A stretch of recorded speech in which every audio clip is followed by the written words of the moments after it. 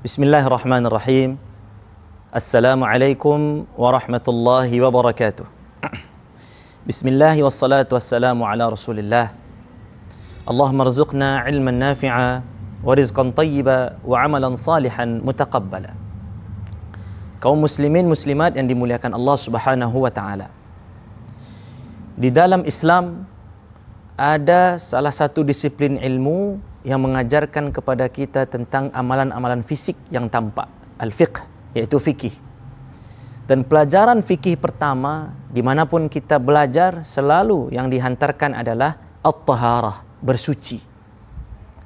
Ya, tentunya kalau kita katakan ibadah fisik, pasti yang dimaksud bersuci di sini adalah mensucikan fisik kita, mensucikan jasad kita, jasmani kita.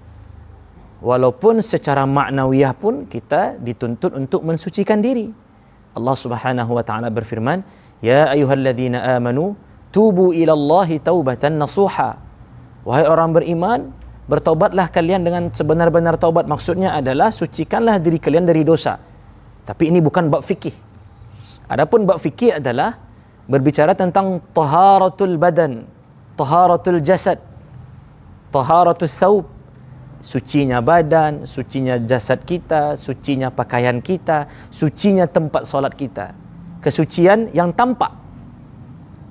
Nah, kaum muslimin muslimat yang dimuliakan Allah Subhanahu wa taala, dalam bab taharah Allah Subhanahu wa taala berfirman, "Innallaha yuhibbut tawwabina wa yuhibbul mutatahhirin." Allah sangat mencintai orang-orang yang bertaubat, yang mensucikan dirinya, yang membersihkan dirinya dari dosa-dosa, dan Allah mencintai orang-orang yang mensucikan dirinya dari najis dan hadath. Najis dan hadath. Ketika kita berbicara najis dan hadath, kaum muslimin yang dimuliakan Allah, berarti untuk masing-masingnya ada cara tersendiri dalam bertaharah. Untuk najis ada cara tersendiri, untuk hadath ada cara tersendiri. Mungkin kaum muslimin ada sedikit pertanyaan, apa beda antara najis dan hadath? Sederhananya para ulama mengatakan najis itu adalah kotoran yang tampak.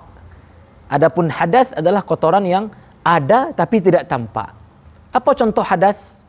Ya seperti buang angin, seperti buang air besar, seperti buang air kecil, seperti tertidur dalam keadaan berbaring, hilang akal.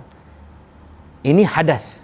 Atau dalam mazhab Syafi'iyah dikatakan bersentuhan langsung kulit laki-laki dengan kulit perempuan yang bukan mahram, yang sudah baligh. Ini yang namanya hadath. Ketika seseorang buang angin, kita langsung katakan kepada dia, kamu berhadath. Ketika seseorang buang air besar, kita katakan, kamu berhadath. Padahal hadath itu tidak nampak. Mana hadathnya? Tidak ada. Tapi dia ada. Itu namanya hadath.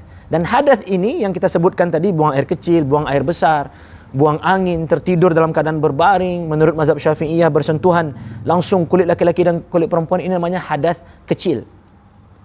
Dan cara menghilangkannya dengan berwudu. Ya, dengan berwudu. Dan wudu adalah syarat sahnya salat kita. Dan ternyata muslimin muslimat ada yang namanya hadath besar. Kotoran maknawi, kotoran yang tidak tampak tapi dia ada dan dikategorikan sebagai hadath besar. Apa itu contohnya? Seseorang yang keluar mani, atau seseorang yang jima', yang berhubungan suami istri walaupun tidak keluar. Ya, walaupun tidak keluar. Rasulullah sallallahu alaihi wasallam mengatakan apabila dua khitan bertemu, maksudnya kemaluan laki-laki bertemu dengan kemaluan perempuan untuk jima', maka kata Rasulullah hendaklah dia mandi walaupun tidak keluar. Mohon maaf muslimin muslimat, walaupun tidak sampai puncak, wajib mandi. Kemudian yang mewajibkan mandi adalah haid, suci dari haid wajib mandi. Yang mewajibkan mandi juga adalah nifas, suci dari nifas. Ya, untuk mensucikan diri dari nifas wajib mandi. Ya, ini namanya hadas besar. Jadi hadas kecil diangkat dengan berwudu, hadas besar diangkat dengan mandi yang disebut dengan mandi wajib. Kaum muslimin muslimat yang dimuliakan Allah Subhanahu wa taala, adapun najis, ada yang namanya najis ringan, ada yang namanya najis menengah, dan ada yang namanya najis berat. Yang menengah ini sebagian ulama tidak menggunakan istilah itu, tapi sebagian lain menggunakan. Maka ada secara garis besar ada dua najis, najis ringan, najis berat, dan ditambah najis menengah.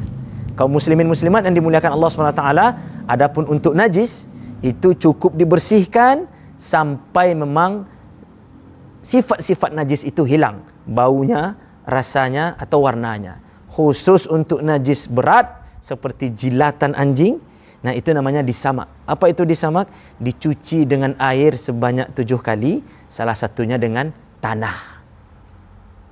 Nah, muslimin muslimat yang dimuliakan Allah SWT, inilah cara kita untuk bersuci secara hakiki, tidak maknawi. Kalau maknawi taubat, kita sucikan diri dari dosa. Tapi kalau taharatul badan, taharah yang hakiki itu adalah ketika kita mensucikan diri dari hadas dan dari najis dengan cara-cara yang telah ditentukan oleh Allah dan Rasulnya yang ada dalam pelajaran fikih.